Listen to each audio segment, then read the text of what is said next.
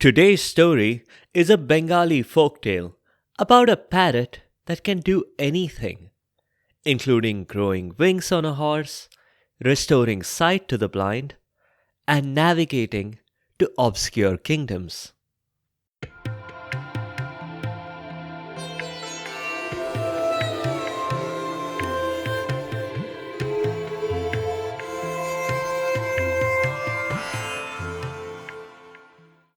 Welcome to Stories from India. This is a podcast that will take you on a journey through the rich mythology, folklore, and history of the Indian subcontinent. I am Narad Muni, the celestial storyteller and the original Time Lord. With my ability to travel through space and time, I can bring you exciting and fascinating stories from the past, the present, and the future. From the epic tales of the Mahabharata and Ramayana to the folk tales of the Panchatantra to stories of Akbar Birbal and Tenali Raman, I have a story for every occasion. The purpose of the stories is neither to pass judgment nor to indoctrinate. My goal is only to share these stories with people who may not have heard them before, and to make them more entertaining for those who have. Bird hunting is not a lucrative profession, the bird hunter said to his wife. Especially not in medieval India. And how did you come to that conclusion? His wife asked. Could it be the subtle and not so subtle hints that have been dropping every single day for the last 12 years? Nope, the bird hunter said. A little bird told me. This little bird. And he held up his hand to show a little baby parrot. That's a Hiraman parrot, or plum-headed parakeet, the wife said. She was a budding ornithologist. They are endemic to India, she continued. And they can be trained to talk. This one's a baby. I'm sure it couldn't have told you anything. You're imagining things.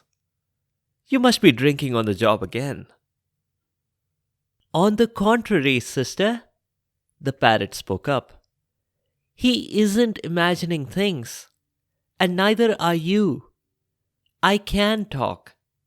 And I stand by what I told your husband. Bird hunting is not profitable. But I can change that for you. Because by capturing me, you've really hit the jackpot. You've won a prize so big, you're going to make a killing. No. It was just an expression. I didn't mean that literally. The parrot hastily added, as the bird hunter got out the skillet and the chopping block. I'm too small to be eaten anyway. But I'll tell you how you can make a lot of money quickly. And the parrot did tell them. It sounded like a good plan, so they acted on it right away. The bird hunter took the bird to the king and presented it. The king asked what the bird hunter would like in return. As rehearsed, the bird hunter said that the parrot would name its own price. 50,000 rupees, the parrot said at once. This was not a new experience for the king. He replied, 50,000 rupees is a lot of money. Even for a bird that is perfectly trained to say 50,000 rupees. The parrot had anticipated this. It is worth it, Your Highness. Because this bird isn't just trained to say 50,000 rupees. I am your inexhaustible reservoir of knowledge. I know the encyclopedia in and out. I know the names of the 330 million gods that your people worship. I know some Bollywood film dialogues too. And if all that isn't enough, I also happen to know some secrets that I'd rather not reveal in this public setting. That was enough for the king to give in.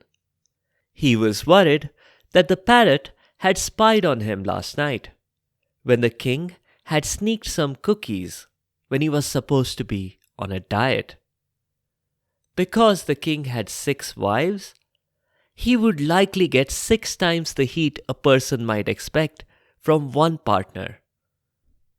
The bird changed hands. The bird hunter got 50,000 rupees. But because he wasn't financially savvy, he spent it all on crypto rupees.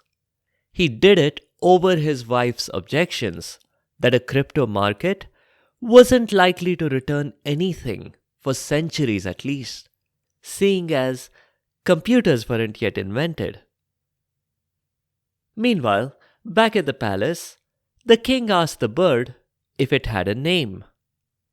To which the parrot replied, रिश्ते में तो हम तुम्हारे तोता लगते हैं, मगर नाम है हीरा.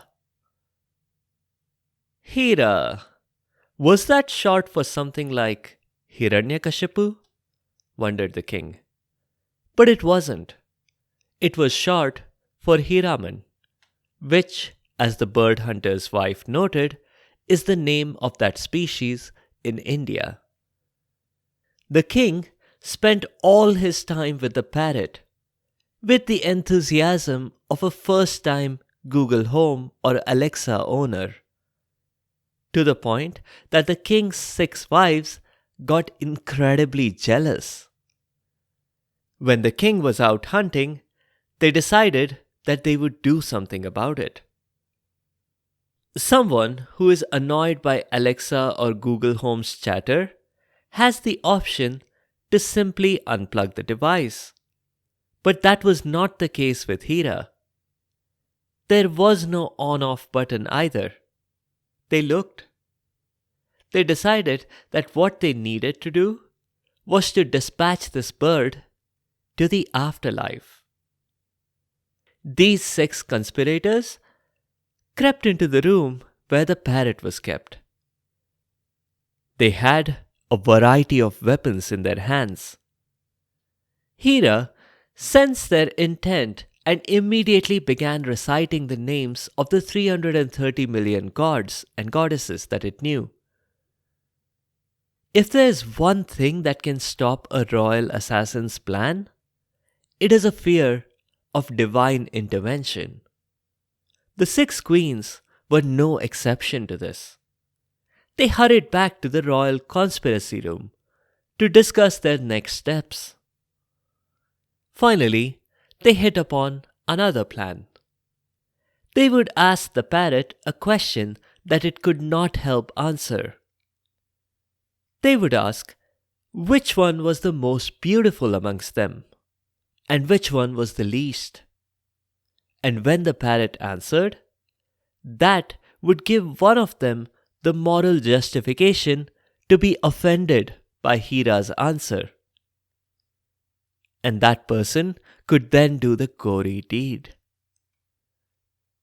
They all went back to Hira's chamber, without weapons this time. At least, visible weapons. But Hira was clever. The bird said that it was impossible to tell them which one was most beautiful and which one was least when it was in the confines of the cage. Open the cage door and I'll examine all of you from all angles, and then I'll tell you, it said. The queens did open the cage, but Hira did not examine them from all angles. The parrot merely flew to the nearest window and said, "Fools! All your beauty, even combined, cannot match the beauty of the little toe of the princess who lives beyond the 7 seas and beyond the 13 rivers.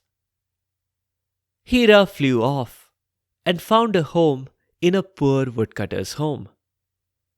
I guess Hira was used to being around people and didn't want to take a chance out alone in the forest. The king returned, and he wanted his 6 wives to take a chance in the forest. He insisted on it. Their foolish intervention had cost him his parrot. Now, they would have to go defend themselves alone in the forest. If they were lucky, they might find a group of dwarf miners, like Snow White did. Going by the ratio, there would have to be 42 dwarves if they were to all survive. Anyway, he wasn't going to hear any of their objections, and they couldn't deny their involvement. He had the security footage from the cameras he had secretly installed in Hira's room. And because this is medieval India we are talking about, the cameras were really just people hidden in closets. The queens didn't last very long. It's worth debating if the king could have handled the situation in a way that did not cause loss of life. But it would not be a very long debate. Hira, on the other hand, hung around at the woodcutter's home, living a peaceful life. This was interrupted one day by the beating of a loud drum. It was an announcement from the king. You know, town criers and such. If anyone could bring back Hira, the king would pay them 50,000 rupees. Everyone was puzzled about what a Hira was. Those who knew what it meant immediately bought picks and shovels and went mining for diamonds. But the parrot knew exactly what the king meant. The bird sighed and thought that maybe it might be better to return after all. Or these announcements would go on forever. Aloud to the woodcutter, Hira asked, "How would you like to make 50,000 rupees?" The next day, the woodcutter was 50,000 rupees richer, and Hira was back in the palace. The bird kept glancing around nervously until the king assured it that the queens were all gone. "What happened to them?" asked Hira. "What happened?" he asks. "They got checkmated. That's what happened." No, Hira retorted. "I see what you tried to do there, but you can't checkmate a queen, so your chess analogy fails hopelessly. Also, I'll have you know, my pronouns are she and her, not he and him." The king was shocked. "You're a girl?" "No, I'm a parrot. I'm a female parrot. I've always been a female parrot. You just didn't realize it." "I'm sorry," the king said. And he genuinely was. "Somehow, I assumed that all the main characters in a folk tale would be male." "It's fine. Don't mention it," Hira said. "I get that all the time.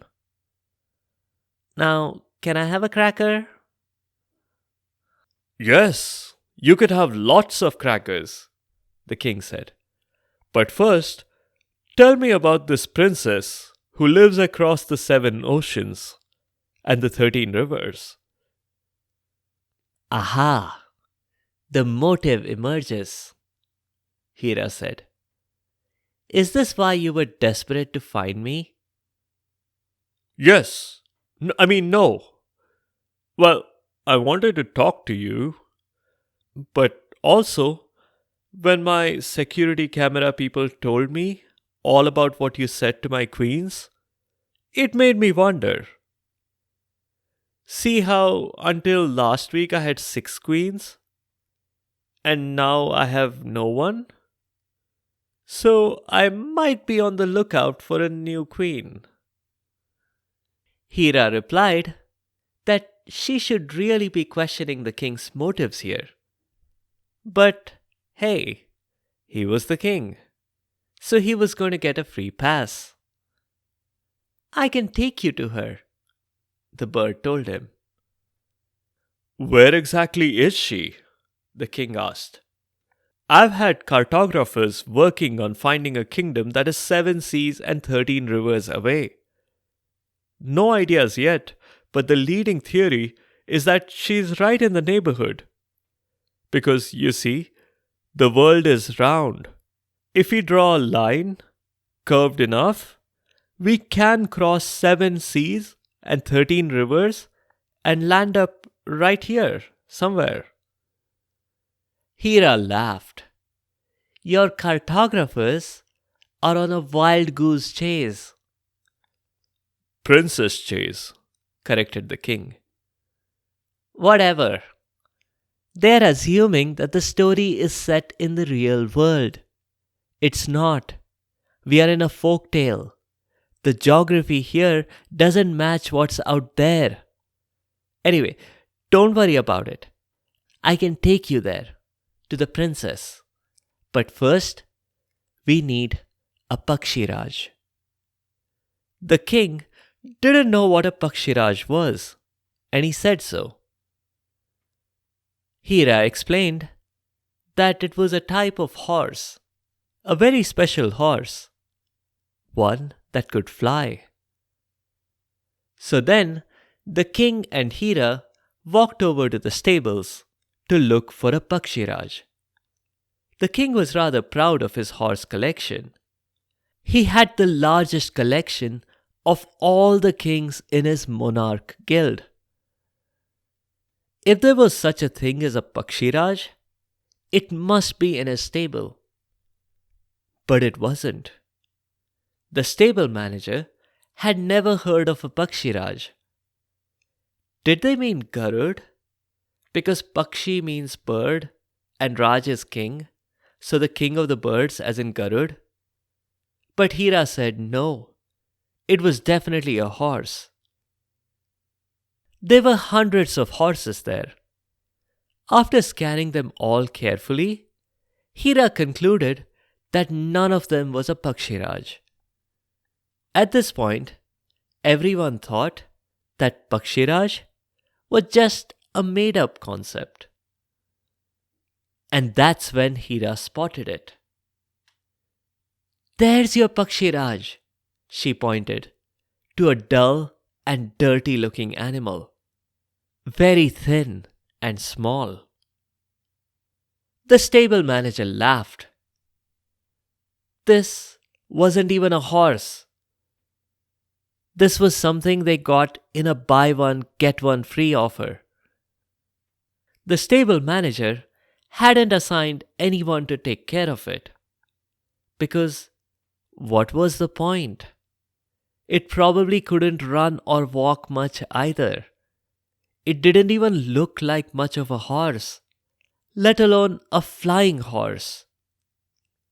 Flying horse? Wait a minute. Was Hira really looking for a horsefly? Because they had plenty of horseflies in the stable. And mosquitoes. Everyone in the stable constantly wished that someone would invent a bug zapper or an electric fly swatter. Could the king do something about it? But the king stopped paying attention the moment the stable manager began complaining. Hira prescribed a strict diet of the highest grade oats for the Pakshiraj. It would take 6 months for this horse to be ready, the bird said. The stable manager thought that Hira was just going to make an excuse at the end of the 6 months. Or maybe she was hoping that everyone else forgot. But the stable manager was the one surprised when day by day that puny little animal strengthened visibly. At the end of the 6 months, the horse had become the strongest, the fastest amongst all of the king's horses. And of course, it had sprouted wings. The stable manager's face looked like he wanted to use the same diet on all the other horses, and maybe on himself as well. Anyway, now that the horse was ready, and because the king had been getting impatient all this while, they set off at once. Before they did, Hira had strongly warned the king. He must only nudge the horse twice. If he did it once, or if he did it thrice or more, the horse would not be able to make the entire journey. It would get stuck midway. Keeping this in mind, the king gently nudged the Pakshiraj twice. Instantly, the horse leapt up into the sky and within seconds had accelerated to near the speed of light. That's what it seemed like. A bizarre and dizzying few seconds later, they landed right in the princess's garden. Their plan was simple and smacking of evil. The horse would stay hidden in the shrubbery, waiting for a sign. The king would be hiding up a tree. Hira would be on the tree trunk at human height. Hira would sing a song, Pritam An Milo, whatever that was. The hope was that it would attract the princess there. The princess would approach Hira out of curiosity. Hira would whistle, and at that point, Pakshiraj would jump out from behind the shrubbery. The king would jump down from the tree, carry the princess, jump onto the Pakshiraj. Hira would hop onto the king's shoulder. The king would nudge the horse twice, and they would all reach home. Hira added that the king need not worry about the carrying the princess part. She was light as a feather. The king clarified that that was not the part he was worried about. Wasn't it better for him to just introduce himself and woo her like he would normally have done? Why was abducting her necessary? Hira said that it was, in fact, necessary. The king didn't know it, but the princess had been secretly pining for him. She had heard stories of him. Besides, wooing her was not an option. Maybe 6 months ago, it was. But now, her parents were going to forcibly get her married to someone else. There was no time remaining to try a Dilwale Dulhaniya Le Jayenge style wooing. Her father, a lot worse than Amrish Puri's character in DDLJ, was not going to ask his daughter to go live her life with this stranger. The king said that he didn't know what DDLJ was. Was it a puppet show? He wasn't much into these movies, as those puppet shows were called. But anyway, he was going to trust Hira completely. She was right about everything so far. She must be right about this too. So the stage was set, and the players were all ready. The Pakshiraj hid in the shrubbery, the king in the tree, and Hira launched into a rendition of the song, Pritam An Milo. The princess was curious and approached Hira. Hira whistled when she stood on the spot marked X. The princess was puzzled. She didn't remember a whistle in the middle of that song before, but she did not have time to think about it further, because suddenly she was scooped up in the arms of the king, who jumped down from the tree. He leapt onto the Pakshiraj, which appeared from behind the shrubbery. Hira hopped onto the king's shoulders and said, "Fasten your seat belts." As Pakshiraj lifted off, the king gave it an extra nudge to hurry up. That's right. He did the one thing he was not supposed to. The consequences were a crash landing somewhere.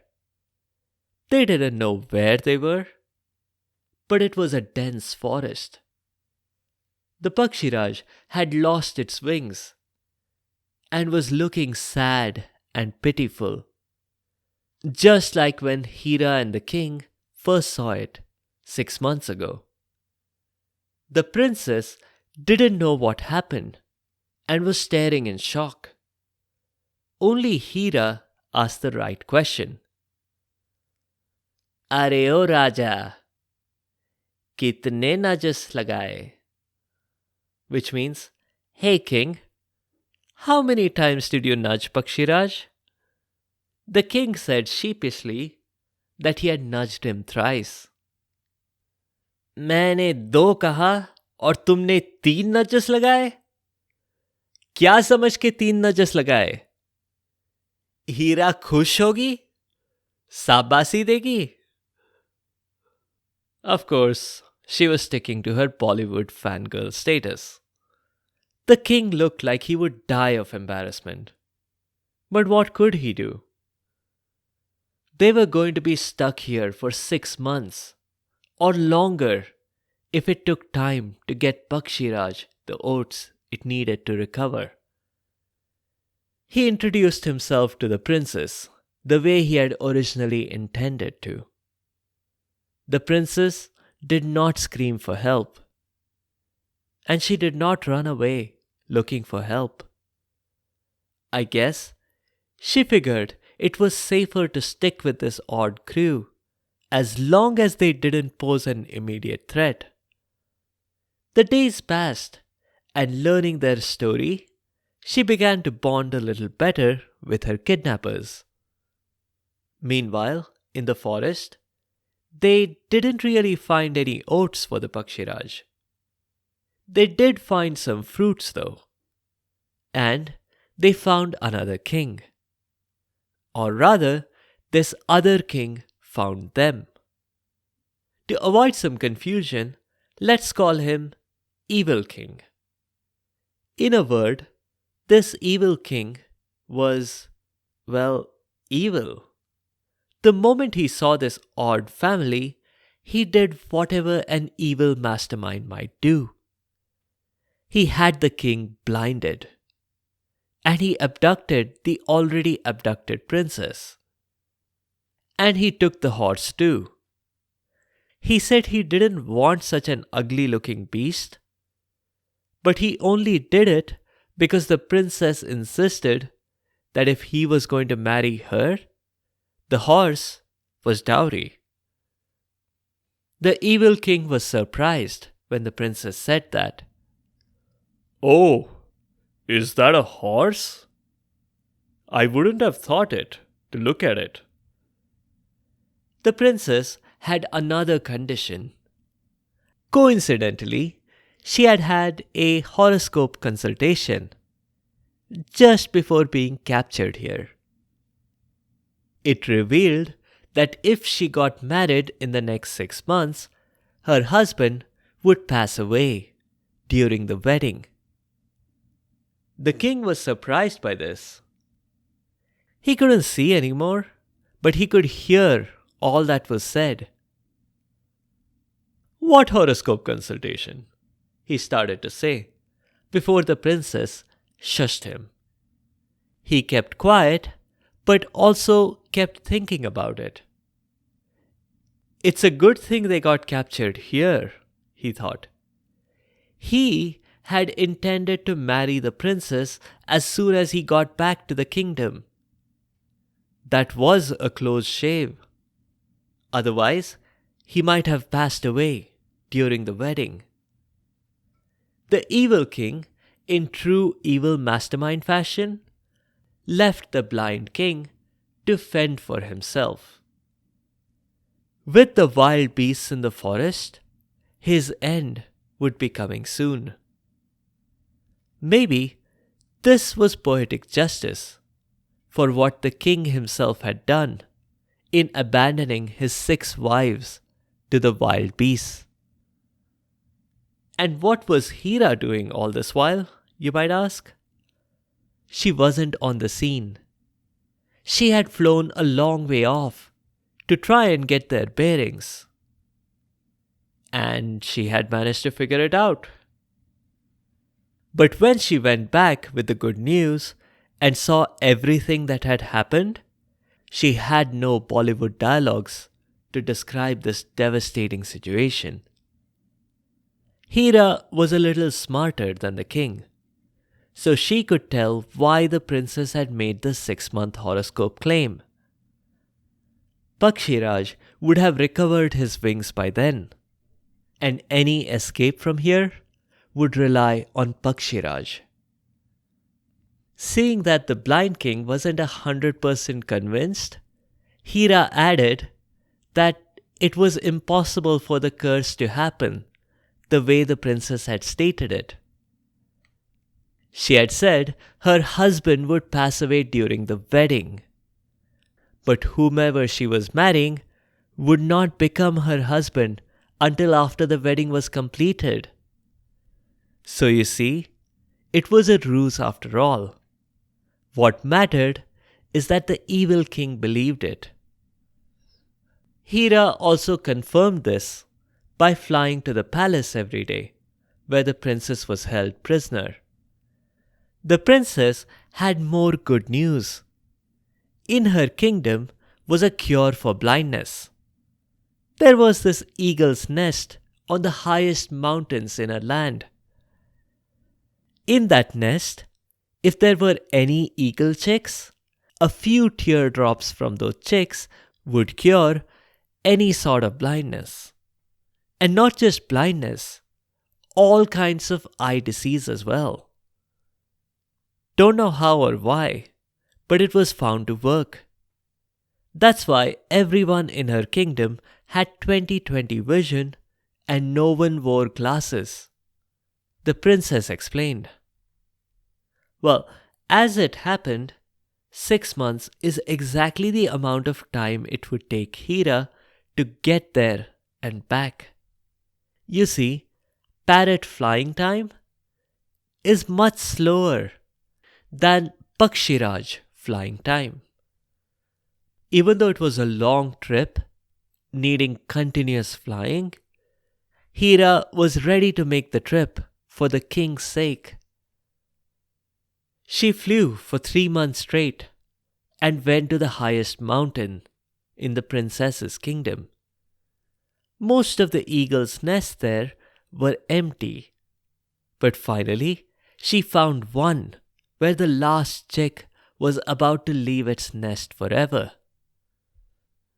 Hira implored this chick to give her just a few minutes of her time. She didn't ask for tears too, because she knew that the story she had to tell would bring the tears automatically. And they did. Quickly collecting the tears in a little test tube, Hira flew back swiftly. But swiftly was still 3 months of flying. Hira was relieved to know that the princess had been right. The teardrops did in fact cure the king's blindness. It would have been particularly bad if all this had just been elaborate revenge for her abduction.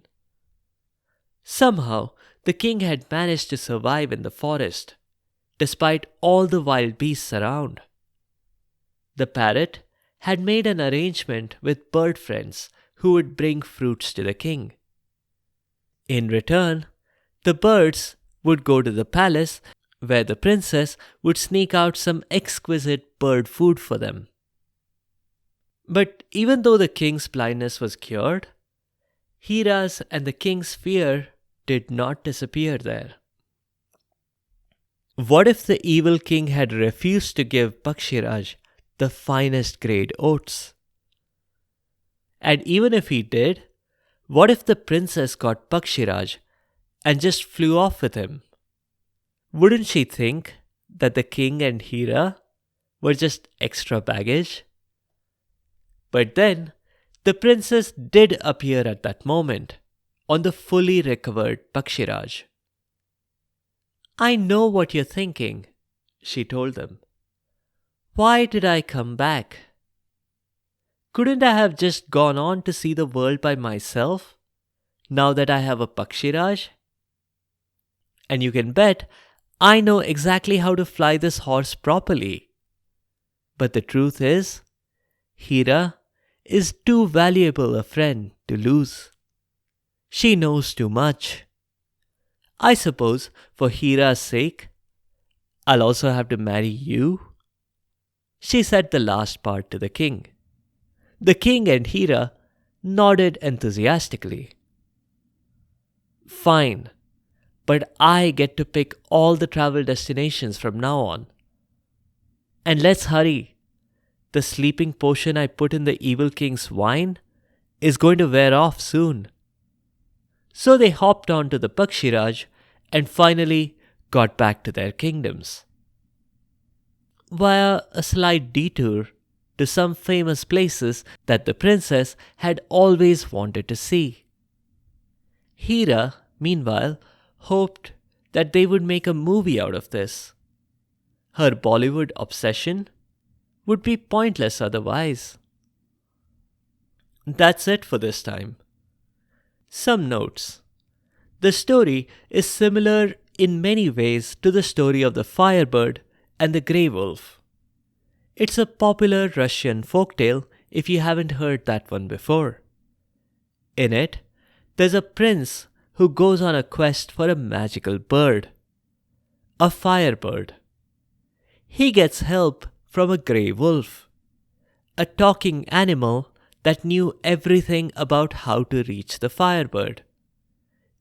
And not just the firebird, he also knew the location of a magical horse and a beautiful princess. And that's not all. The grey wolf also knew exactly how the prince could get the horse, the firebird, and how he could carry off the princess. The princess in that story doesn't get a say in her choice of husband either. And she seems to have happily accepted her abductor as her future husband. And by that, I mean she only accepted her first abductor as husband, not her second one.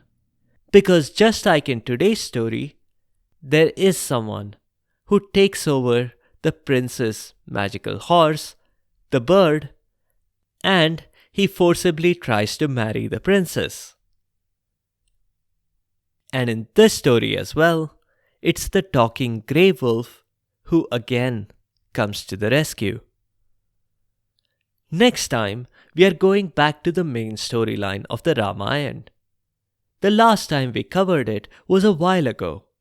We had left it at the point where Hanuman had returned to Ram after his successful scouting trip to Lanka. We'll see Ram, Lakshman and the Vanars quickly spring into action as they try to reach Lanka. Thank you all for the comments on social media and on Spotify's Q&A. I can't directly reply to the questions there, but I'll address some here on the show. Thank you Libby, Rez and Juhi for the feedback, and thank you for all the suggestions to Bala, Bindu and Hot Wheels Hedant Man. I'll work on those Chandrakanta, Dattatreya and Thanali Raman episodes that you requested. If you have any comments or suggestions, or if there are any particular stories that you would like to hear, please do let me know by leaving a comment or a review on the site sfipodcast.com, or tweet at SFI Podcast, or reply to the questions on Spotify Q&A. You can also find me on Instagram and Facebook. Be sure to subscribe to the show to get notified automatically of new episodes. A big thank you to each and every one of you for your continued support and your feedback. The music is from purpleplanet.com. That's purple-planet.com. Thank you for listening, and I'll see you next time.